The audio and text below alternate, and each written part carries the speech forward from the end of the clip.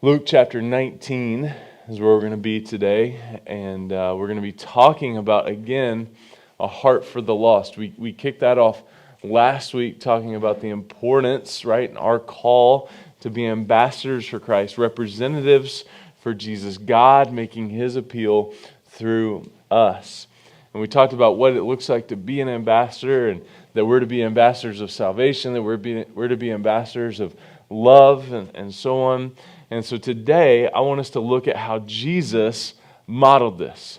How Jesus modeled this. And we just sang about it when we sang Stronger, that first song, that Jesus came to seek and save the lost. That's the point. That's why He came. But before we read, I want to give you a little bit of context, because we're going to look at a conversation that Jesus has with a tax collector. Now, the significance of this and what you need to know, we're going to kind of go to school for just a minute, because I want you to grasp the beauty of this passage today, because many of us have heard this. We've seen it on the felt boards in Sunday school years and years ago, right? This big sycamore tree, which I always wondered why the tree was so sick. But this big sycamore tree and this wee little man, right? You guys know where we're going now, Zacchaeus. Do we want to sing this? No, we're not going to sing the song. It's too early to sing the song. Okay, if you're watching online, pause and sing the song for us, okay?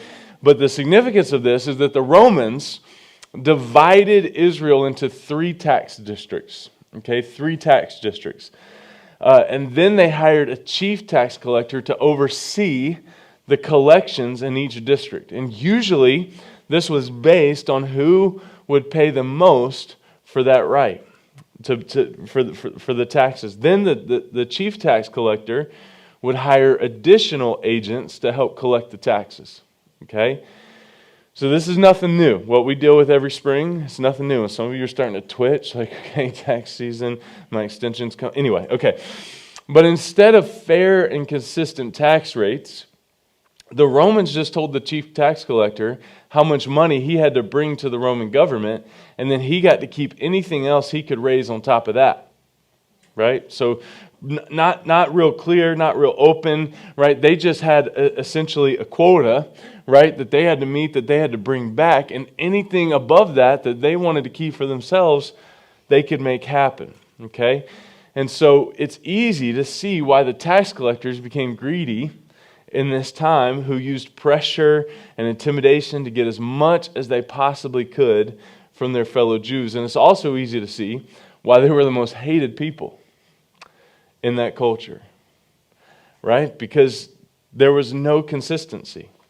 Interestingly, in the Gospels, and especially in the Gospel of Luke, tax collectors are shown in a favorable light. Even one of Jesus' 12 apostles was a tax collector. So it's not a big surprise that Luke uses the account of a conversation Jesus had with one of his tax collectors to illustrate an important truth about the gospel. And so imagine, right? Imagine, and so some of us are getting pretty excited, because some of you work with spreadsheets, and we're praying for you. Okay, we're praying for you, and so some of you are like, yes, we're going to talk about numbers today. We're going to talk about tax collectors. I is one of those, right? And so you're pretty excited, while the rest of us are kind of like, yeah, we don't like this, right? We don't like this. But essentially, the people were treated unfairly. Have you ever been treated unfairly? I'll never forget the first time I got pulled over on the side of a road. I was driving, and I was going 8 over the speed limit.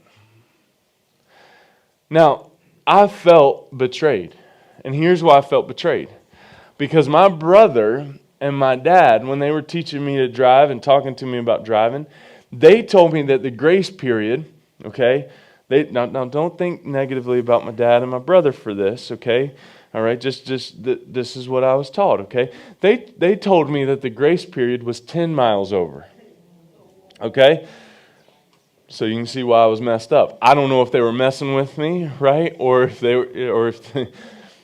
it felt like my dad's grace period was about 20 miles. Anyway. But so when the officer came up and he said, you were speeding, I was like, there's no way I was speeding. He said, you were going 8 over. I said, that's not speeding. And he said, actually it is. It's 8 over the speed limit. And so we had a conversation. I said, but sir, this isn't fair. Now, mind you, I'm like 17 years old, right? I'm the youngest, so I'm the favorite, right? Nothing was fair to me, okay? But I looked at him and I said, "Sir, this isn't fair." And he said, "I'm curious what you mean by that." And I said, "Well, 3 people passed me going faster," right? He didn't care. Got my first ticket, therefore had to get a second job to pay for said ticket, and that was that, right? And of course, that's the only ticket I ever got. Can't lie in church. That's not true. Okay, but the point is, right, that there are often times where we feel like things aren't consistent, right? Where things aren't consistent. You go to a restaurant, you get one meal, it's awesome, it's the best meal you've ever eaten. You go back there a few weeks later, you get the same meal, right? Ever happened to you?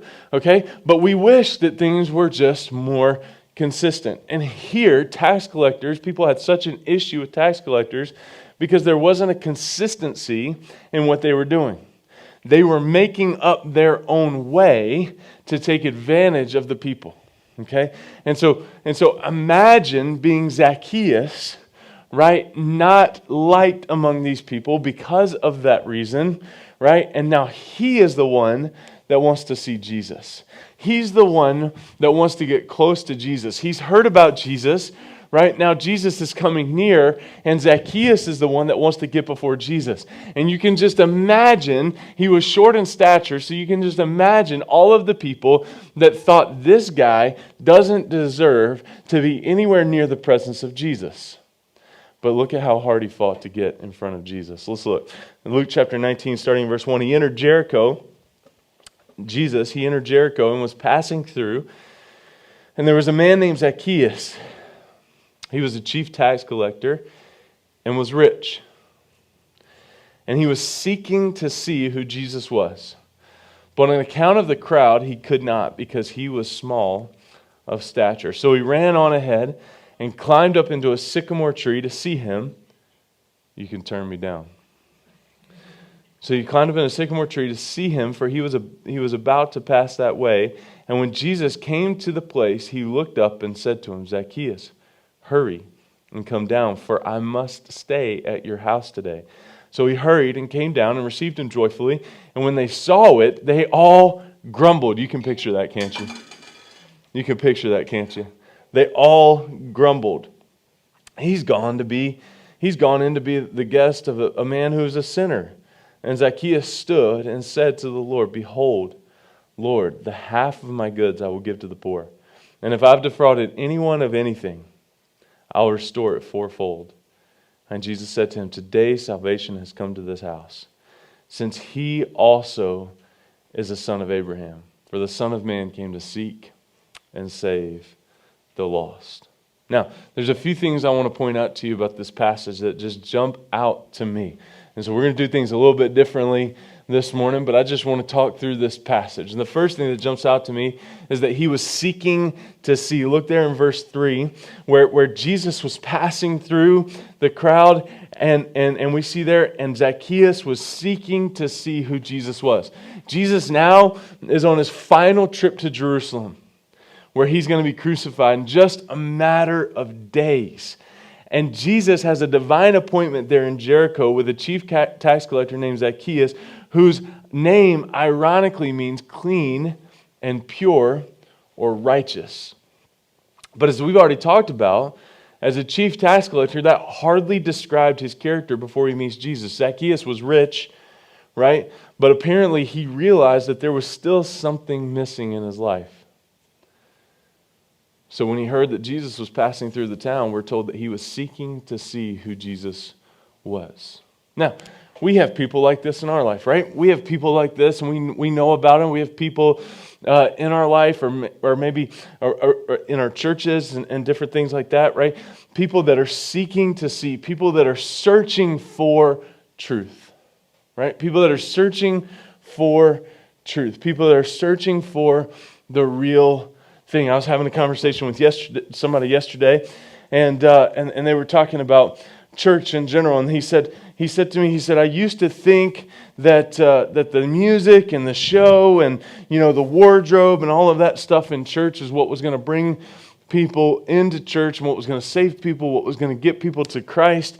And he said, and then I grew up. His words, not mine.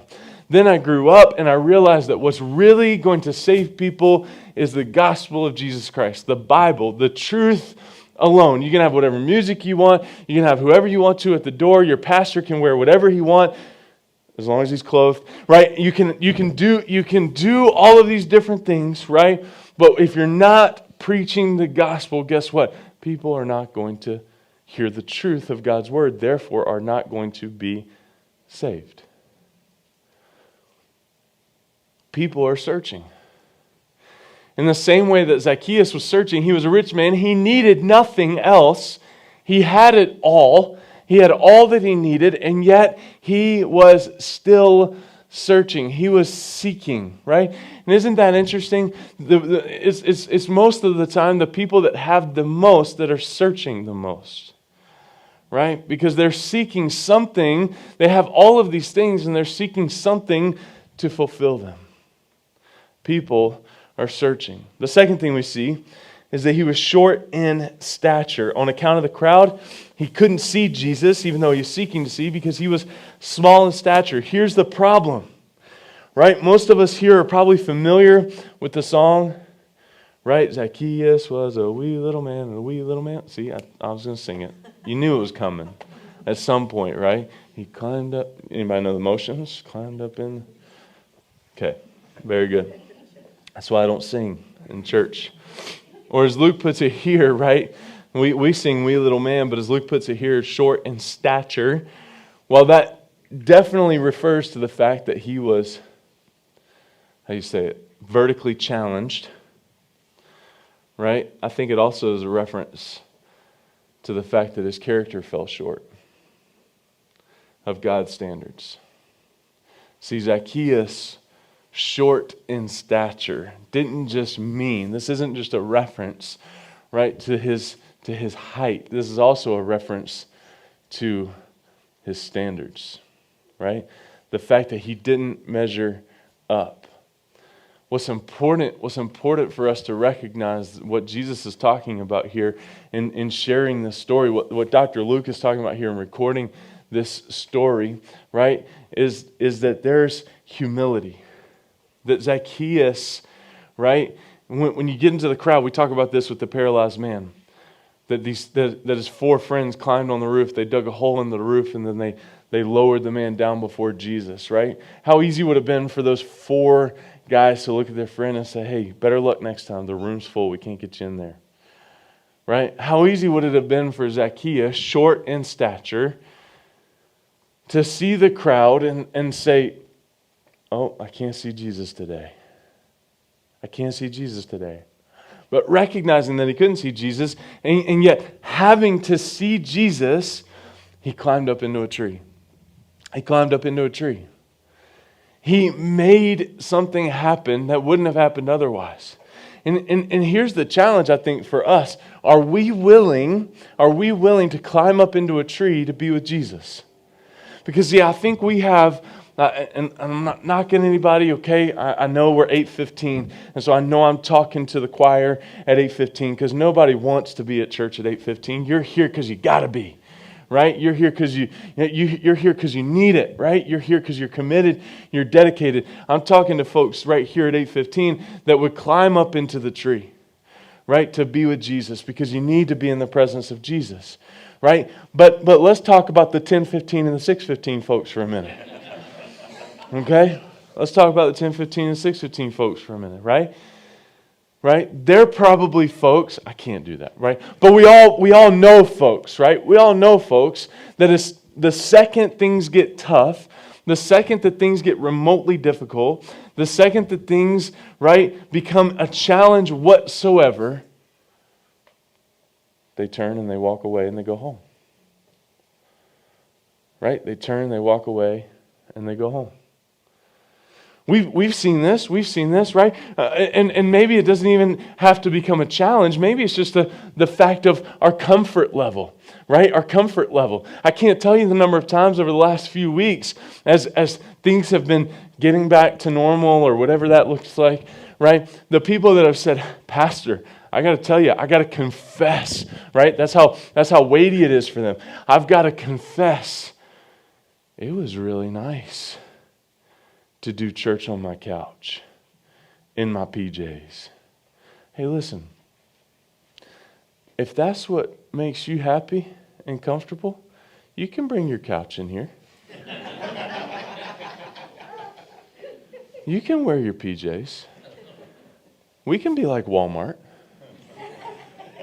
Just wear your PJs, right? The moment things get difficult, we like to quit. You see it in every church. The moment a difficult conversation comes up, 5 to 10 people leave. The moment that pastor preaches a difficult sermon, 5, 10 people bless another church, and then that church is all pumped. Yes, we're growing, right? We see it all the time. And Zacchaeus, being short in stature, climbing up to a tree, ought to be a challenge for each and every one of us, that if we're not seeing Jesus as it currently is, then maybe there's another way that we can see Jesus. And maybe, just maybe, we are responsible for making that happen. Maybe we're responsible for making the investment and the effort to get up in the tree so that we can see Jesus. Zacchaeus didn't know what was to come. Zacchaeus didn't know what was to come. He just had to see Jesus. Zacchaeus had no idea he was going to dine with Jesus later, that Jesus was going to come to his house, right? All Zacchaeus was trying to do, all he wanted to do at this point was recognize he was short in stature and he needed to see Jesus. Here's my question for us before we move on. What needs to happen so that we can see Jesus? Do we need to climb up into a tree? Do we need to take the blinders off? What needs to happen so that we can see Jesus? And are we willing to go there? Are we willing to go there? Are we willing to get a little dirty so that we can see Jesus? Are we willing to maybe fall down a couple times before we can see Jesus? I can just picture Zacchaeus climbing up into this tree. Can't you imagine all the people that are standing around thinking, this guy, who is this guy climbing up into a tree to see Jesus? He doesn't deserve to be here. Let's keep reading. Next, we see Jesus show up on the scene. Jesus came to the place. He looked up and said to him, Zacchaeus, hurry and come down, for I must. Now, this is a cross-reference to John 4. Right? This is the second time we see this in Scripture. Mason, can you throw up verse 6 for me? Nope, verse 5 for me. Throw up verse 5. This is the second time we see this, okay? And I want you guys to see it.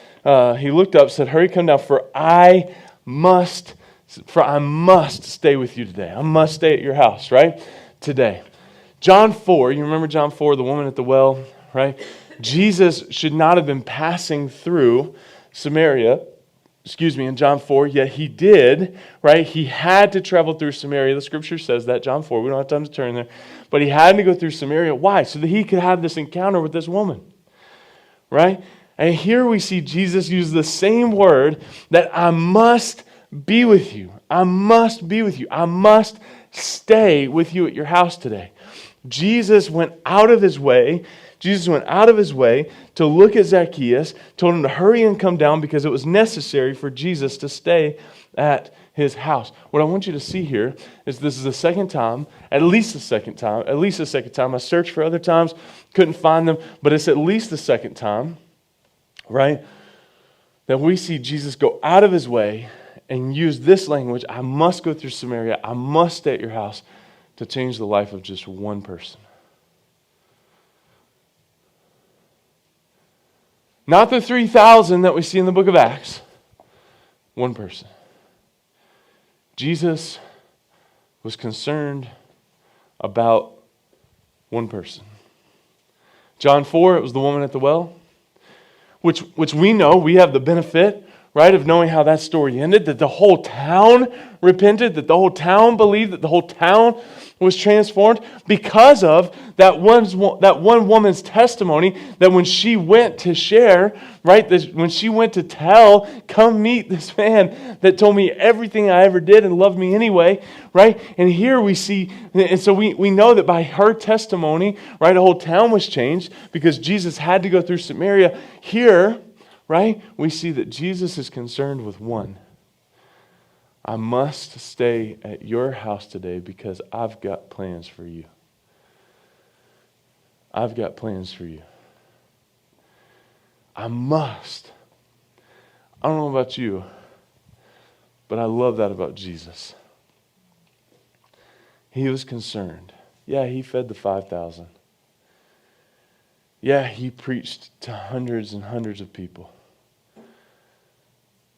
But I love the stories where he was concerned about the one. And then he says, I must stay. I must stay. That's the next word that just jumps off the page to me. It's notable. Zacchaeus immediately scampered down the tree, received Jesus joyfully into his home. The reaction of everyone else in the town wasn't quite so joyful. They grumbled that Jesus had gone in to be the guest of a man they considered to be the worst of sinners.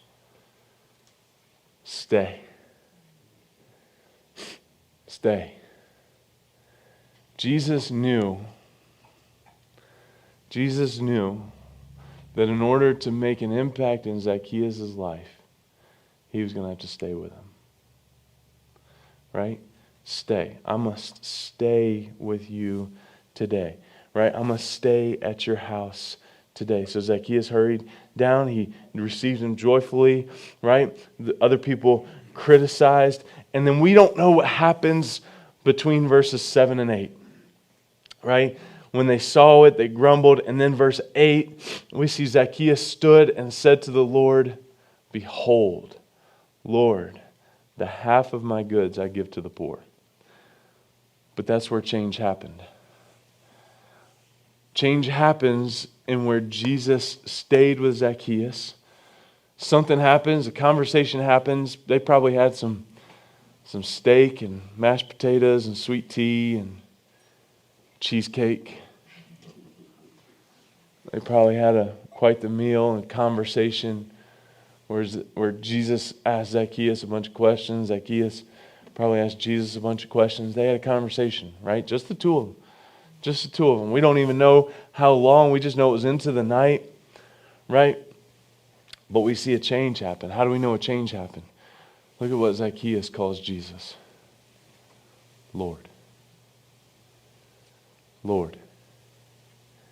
Lord. That's how we know a change has happened. Behold, Lord, the half of my goods I give to the poor. Not only was Zacchaeus addressing Jesus as Lord, but he's also saying, I'm changed, right?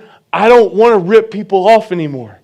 I want to be consistent. I'm going to give half of everything that I own to the poor, and if I've mistreated anyone, I'm going to give it back to them fourfold.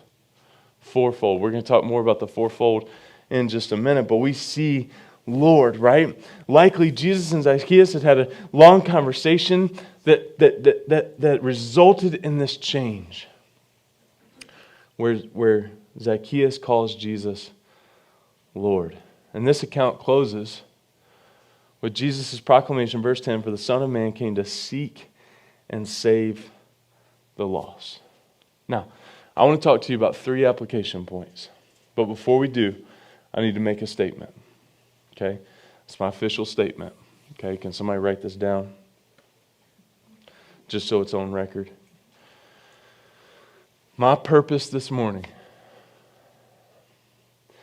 is not to make anyone in this room. Again, I've got some heroes in this room. Some spiritual heroes in this room. I know most of you in this room, and you are growing in your relationship with Jesus. My purpose this morning is not to in any way make any one of you doubt your salvation. if you're a genuine disciple of Jesus. I recognize this morning as I'm about to preach what I'm about to preach in these 3 application points, more questions, none of us measure up perfectly when it comes to the gospel. So if you slip up when it comes to one or more of them, it doesn't mean that you're lost. It just means that you're human. But I think it's important for us from time to time as the body of Christ to look inward before we look outward.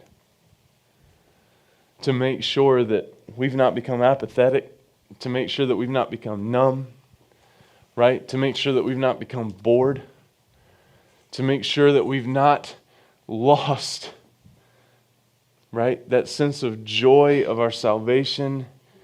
And I think it's time for us to look inward and make sure that before we can even talk about a heart for the lost outside of these walls, we've got to make sure that we're found. We've got to make sure that we're living as found. And so the first thing for anyone to do, and we've talked about this over the last couple of weeks, is I've got to recognize my own lostness. Right? If anyone's going to come to salvation, right? And we talked about this in this way, right? That what's common in each and every one of our testimonies is that we all reach a point in our lives where we recognize we're less than, Jesus is greater than, right? And that I am in need of Him, right? I'm in need of Him. Zacchaeus it represents what I think many of our culture deals with. He was rich. He was rich. He had everything. He was his own God. He set his standards, right? And he was responsible for meeting those standards, and he was doing it. Right? The problem that we have in convincing people about Jesus, persuading others, as Paul talked to the church at Corinth last week, is that people don't need Jesus because they have everything that they could possibly want or need in their own strength. And so when it comes to lostness, the biggest thing is that we've got to recognize our own lostness. We've got to testify about the time, right, where we had everything. We had everything going for us. And then God calls us to do something, and we stopped. And He blessed. And He transformed. And He turned it into something that I could have never turned it into on my own. Verse 10, Jesus tells us that He came to seek and save the lost. That is the nature of God from the very beginning, church. I want you to see that's the nature of God from the very beginning. When Adam and Eve sinned in the garden and hid from God, God came and looked for them. And He hasn't stopped seeking lost sinners since. Our English translators have a hard time fully describing what it means to be lost. And the word Jesus uses here describes a permanent state of being ruined or destroyed. And those are the people that Jesus came into this world to save. I think deep down inside, Zacchaeus somehow sensed that he was lost like that. And because of that, Jesus was able to save him. So being lost, in the sense that Jesus uses the word here, means that I recognize that if Jesus left me to my own devices, I would never seek Him or believe in Him. It's acknowledging the fact that apart from God's grace, I would justly spend eternity in hell. That apart from God's grace, here's the hard truth that we've got to be reminded of from time to time, that there's a real heaven and that there's a real hell and that real people go to both places. Right? But apart from God's grace, I would justly spend eternity from hell because of who Travis Bush is. Because of who Pastor Travis Bush is. I preach to you Sunday after Sunday as someone in desperate need of God's grace because of my lostness, because of my brokenness. If left to my own devices, without the grace of God and the person and work of Jesus Christ, that He came to seek and save those who were lost, that's me, right? That I would justly spend eternity in hell. Now, that's true for us. And that's true for every person that we come in contact with. Can you sense the urgency? Paul, having heard this is why he goes to the church at Corinth and he says, listen, church at Corinth, you've got to get your act together. Straighten up. Get out of your own way. There's an urgency here. People are dying and going to hell, and yet you're too focused on yourselves to pay attention to that. You're trying to figure out which church service you're going to go to. You're trying to figure out what's your taste of the month, right? While other people are dying and going to hell. And you are my ambassadors. I told you this was going to be heavy this morning. This is going to be heavy this morning.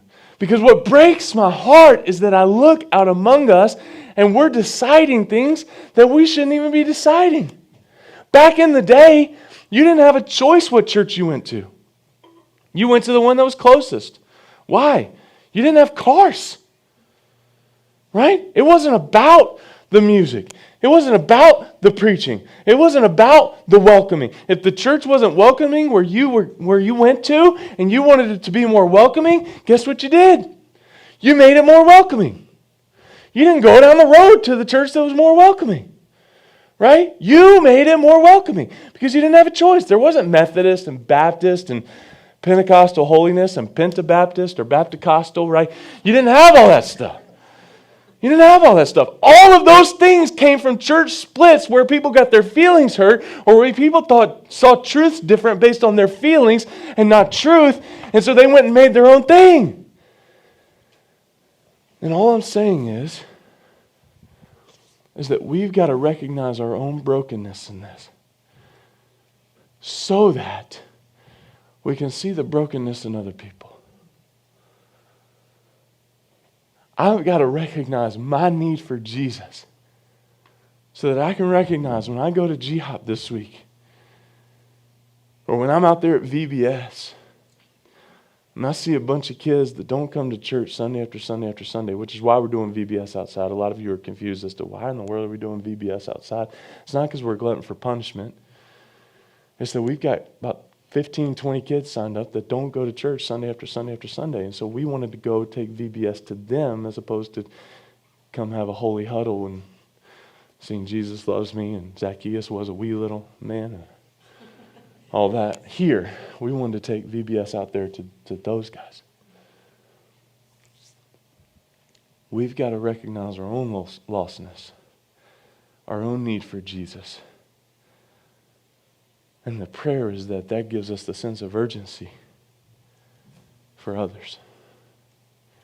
Takes us out of our own way for others. Second thing, Jesus changes lives at the point of weakness. Paul tells the church at Corinth, we mentioned it last week, in my weakness he's made strong. Right? Zacchaeus came to recognize that his love for money was a weakness. And he needed Jesus to deal with it, right?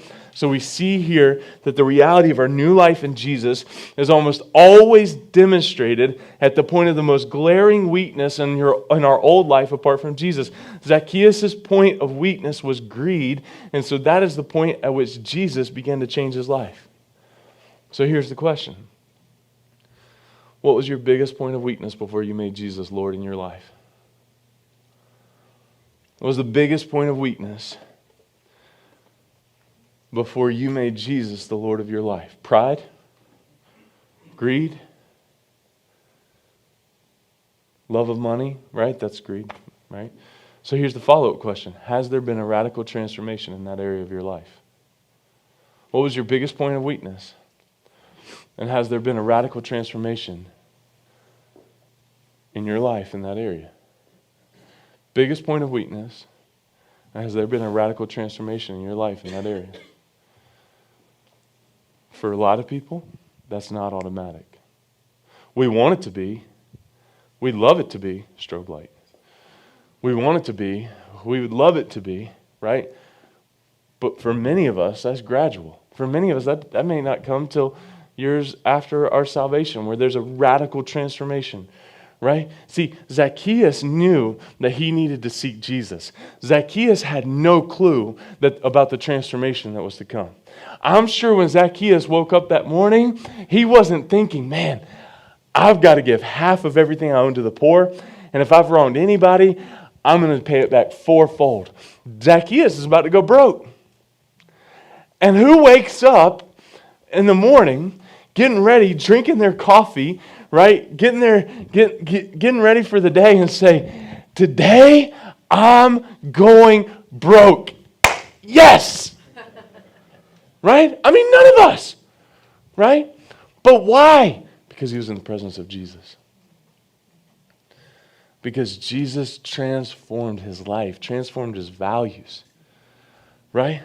So that they would line up with him. And then lastly, this is huge for us. Strive for maximum obedience, not minimum compliance.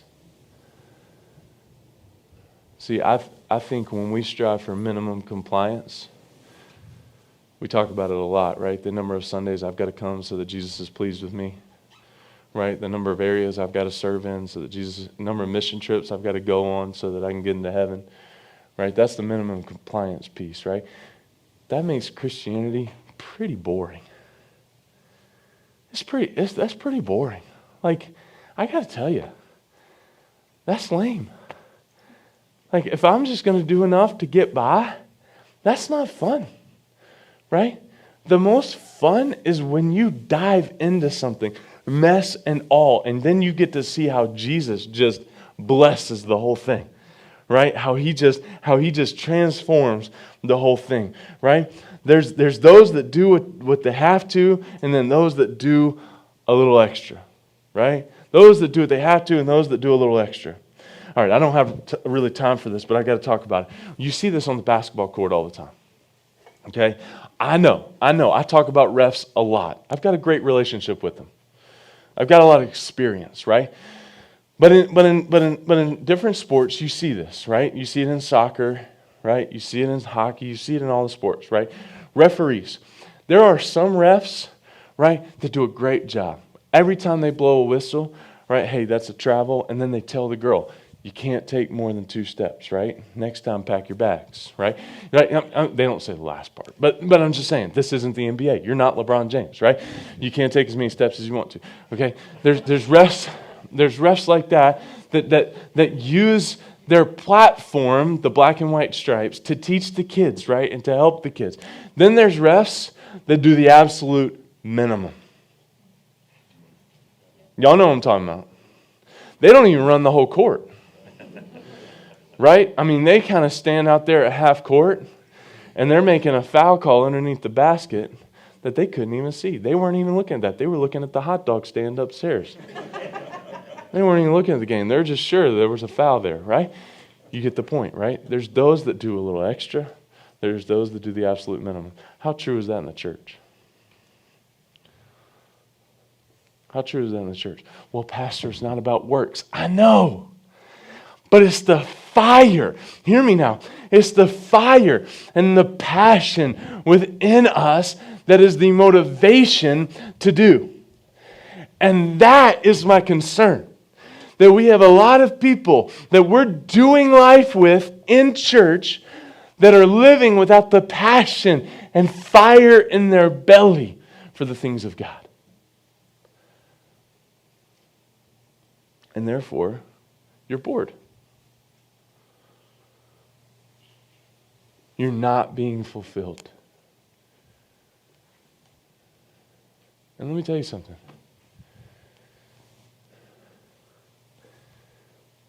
That's not on the church.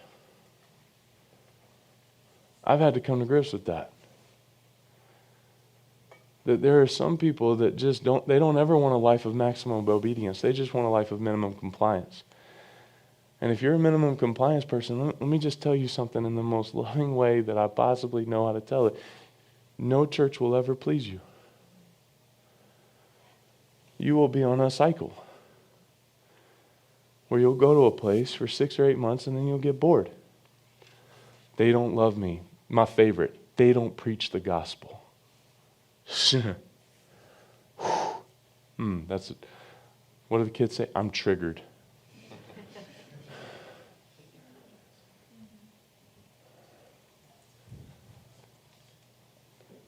How about you strive for maximum obedience over minimum compliance and just see what God does where you're at? I was having this conversation the other day with a dear friend of mine. And I looked at him and I said, the grass is greener on the side that you water. Right? If you're constantly just looking to the other side, man, and you're spraying your hose over there, right? That grass is going to be greener every single time.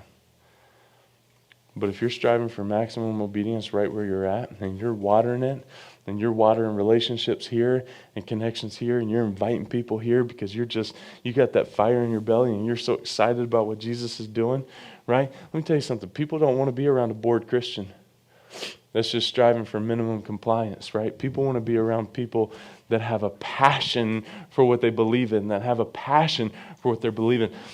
There's a guy by the name of Jerry Falwell Sr. You guys remember Jerry Falwell Sr.?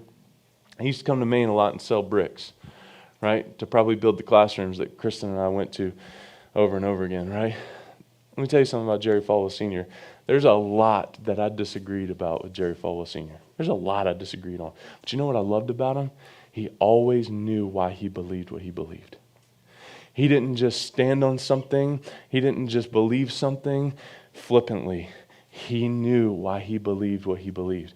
And let me tell you something. I can disagree with someone like that and still get along with them for the sake of the gospel. But someone that just stands on a box and says, I don't believe this because it doesn't make me feel good. You need to go to a different bunker. Minimum compliance versus maximum obedience. Zacchaeus, we're going to close with this. I promise I'm almost done. Zacchaeus offers to pay back anyone he has wronged 4 times the amount he had wrongly taken from them. Where did he come up from that amount? I told you we're going to come back to this. In the Jewish law, there were various regulations concerning making restitution.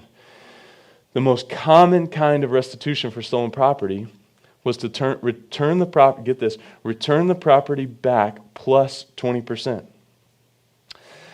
There were other situations in which the offending party was required to pay back double the amount taken. But then in Exodus chapter 22, verse 1, we see by far the most demanding requirement for restitution found. If you rob someone with violence and destruction, a 4-fold restitution was required. So Zacchaeus, who would have been familiar with all the provisions of the law, chose the most demanding to apply to himself. Not the easiest, the most demanding. Because, and here's the heart of it, Jesus had so radically transformed his life that he wanted maximum obedience, the most demanding. Zacchaeus wasn't looking for the least that he could do in order to get into the kingdom of heaven. He was trying to find the way that he could obey Jesus to the maximum. And it's obviously important to note here that it was not Zacchaeus' obedience that saved him, but rather it was his response to the fact that he had already been saved by his faith. And so here's my question for you. Worship team's coming. We're going to sing a good song. Here's my question for you. Who's the tax collector in your life? Who is that? Who is the Zacchaeus in your life? And can we get real this morning? Maybe it's you.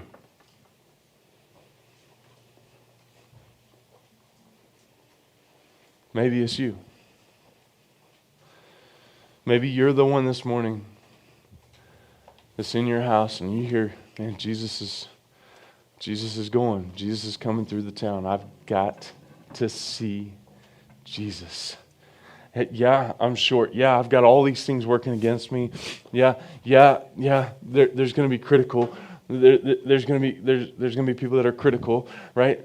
I heard just last Sunday of a pastor down in South Carolina that gave an invitation. 2 of his deacons came forward to give their life to Jesus. Can you imagine how hard that must have been? The humility that must have taken for these 2 church leaders to say, hey, I'm the tax collector, right? I'm the Zacchaeus here in the story. I've got to recognize my lostness. I've got to recognize my brokenness. I'm not searching for minimum compliance anymore. I want maximum obedience, right? I want maximum obedience. And as this pastor blogged, yes, I still read those, about his experience last Sunday morning when he saw these two deacons walk the center aisle to come down and give their life, to surrender their life to the lordship of Jesus. It was so touching. So touching. Don't miss out on the goodness of God just because of who other people think you are. Take that mask off. Who's the tax collector in your life? Maybe it's you. Maybe it's your son, daughter, husband, wife, parent. Who's the tax collector in your life? And would you this morning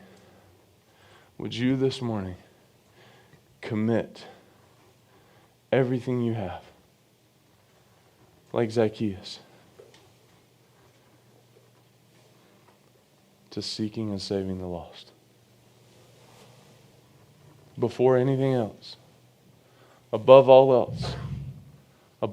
else, seeking and saving the lost. That's our call. Every head bowed, every eye closed. You know we can't have a conversation this morning without going here. If you sit here today and say, Pastor, I'm the tax collector. I'm the lost one. Jesus says, I'm the way, the truth, and the life. No one comes to the Father except through me. Pastor, I'm the tax collector, and today I want to give my life to Jesus. Here's what you do. I'm going to say a prayer. And you repeat it after me. And you repeat it in your heart and mind. The God that searches hearts and minds will hear you. Just say, Dear Jesus, I'm lost.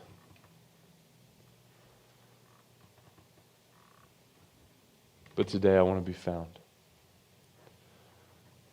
Would you come into my life? Save me. And live in me forever. In Jesus' name. If that's you and you just said that prayer, would you just lift up your hand?